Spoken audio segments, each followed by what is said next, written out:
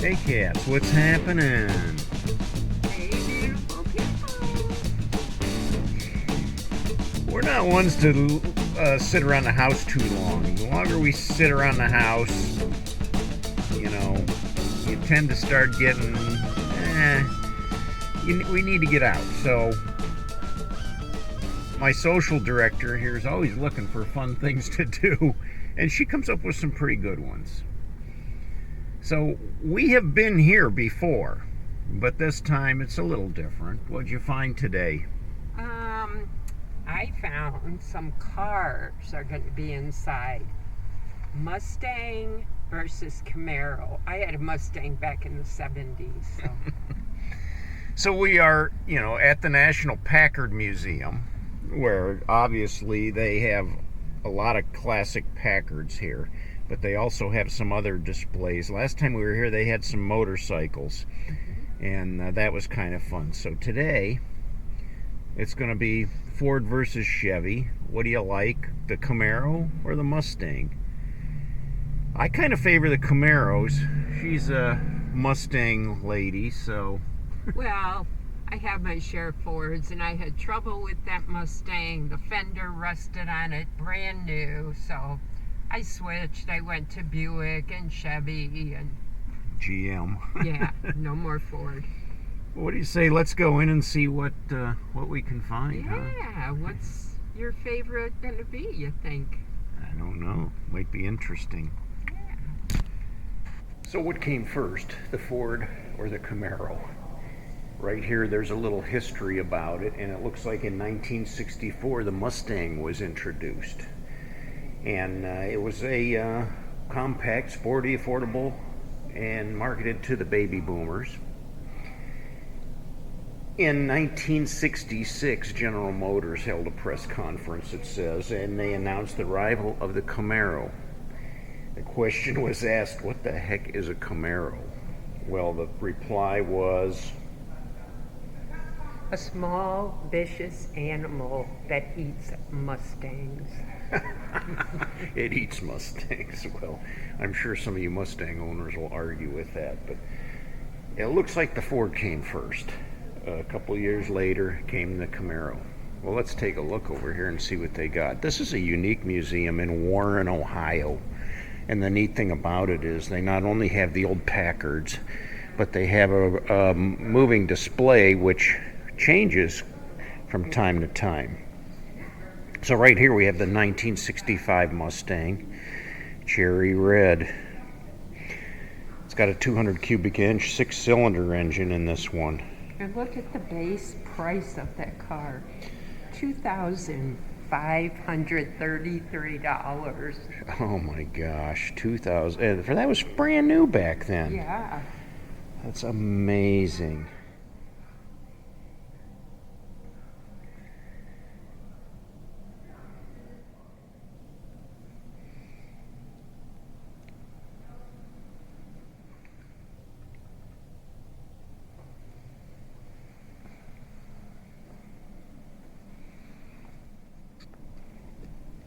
Moving over here, we got a 1967 Camaro. It's the RS model.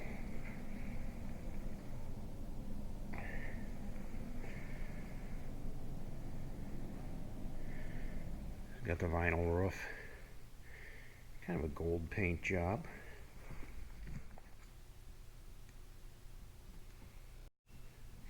And right next to that, the 1969 Shelby GT 350 Mustang.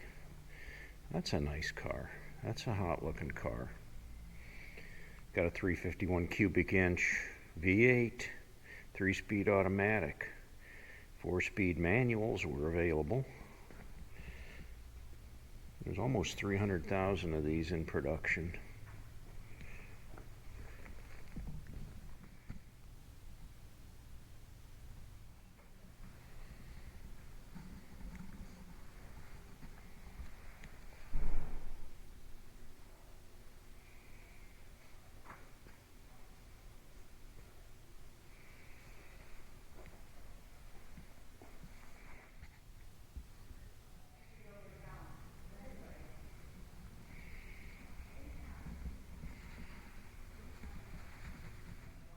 And of course, next on the list, the 1970 Z28 Camaro.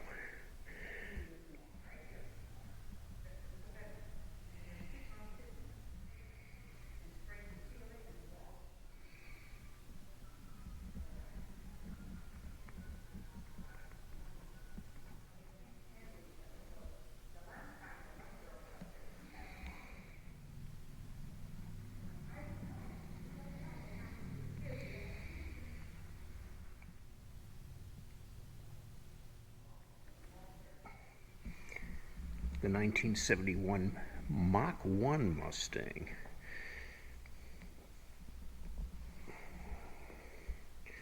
The front is so long.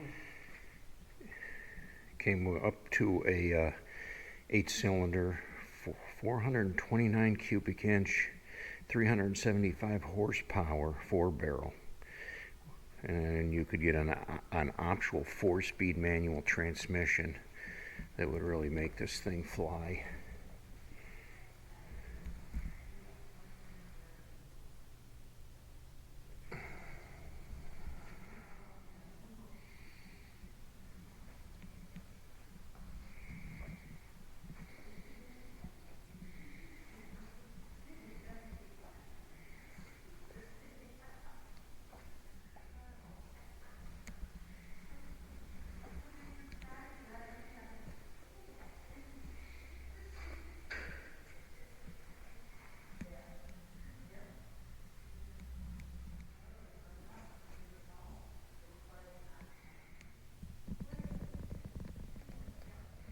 The last one in our lineup here is a 1989 Camaro IROC Z, black.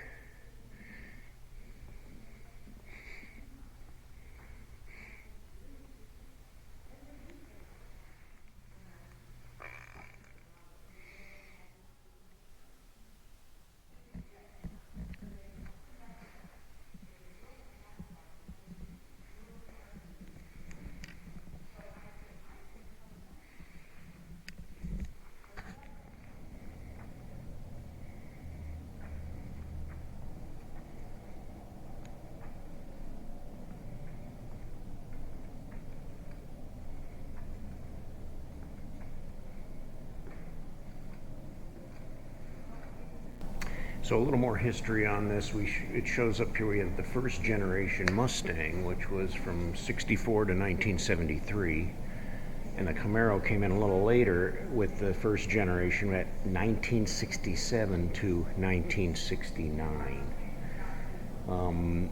Mustang in 1965 introduced the first mass-produced racetrack-ready Shelby Mustang. Racetrack-ready. That's awesome. The third generation Mustang was based on the Ford Fairmont. From 1979 to 93, it was better handling and better performing sports car. While the third generation Camaro was sleek and modern, but the base unit was seriously underpowered. It lacked the balls that it should have. Now today on the Camaro, they're saying that it sits at the top of GM's Alpha platform, and it was first developed for the Cadillac Ace TS. The top of the line Camaro SS shares the C7 Corvette's 455 horsepower 6.2 liter LT1 V8 engine. As smaller engines were offered as well, but if you wanted high performance, that's what you could get. The present Mustangs, their styling is similar to some of the older generations. Came with a lot more improvements, so they're saying independent rear suspension for better handling.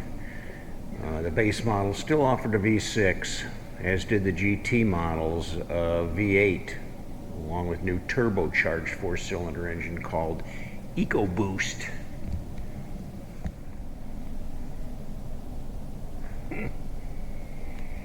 Got some neat Mustang memorabilia down here.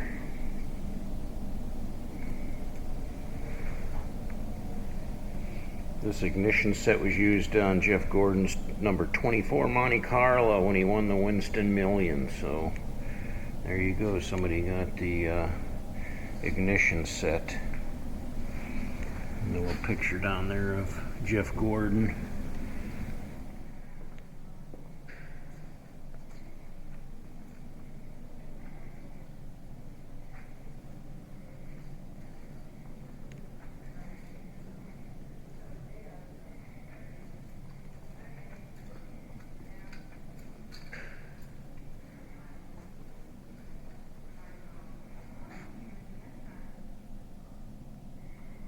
If you've never been to the Packard Museum before, it's worth your trip up to Warren, Ohio to check it out. They've got all the old Packards here, very nicely displayed. They're all in like mint condition. Beautiful cars. We did a video on all of these once before. But they also have revolving displays here. Last time we were here, they had motorcycles intertwined with all the cars. And they told us this spring coming up, they're going to have a brand new display of all dirt bikes. So that's going to be fun. And actually, they said it's going to be all dirt motorcycle racing. So there'll be flat trackers, motocross, I'm sure, enduro, a little bit of everything. But just for you biker fans. Yep. We've got the 1948 Harley service car, the 45 cubic inch V-twin.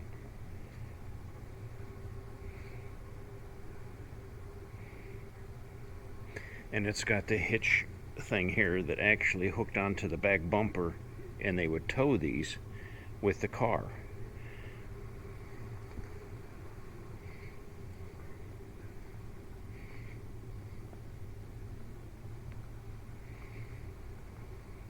Pretty neat motorcycle.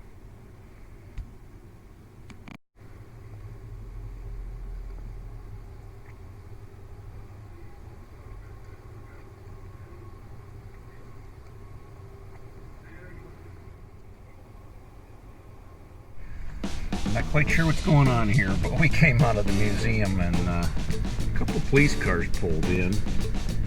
And this poor cat over here looks like he should be driving one of those Packards. He's all dressed up in a white suit and everything. So I don't know if he had too much to drink or what the issue is. But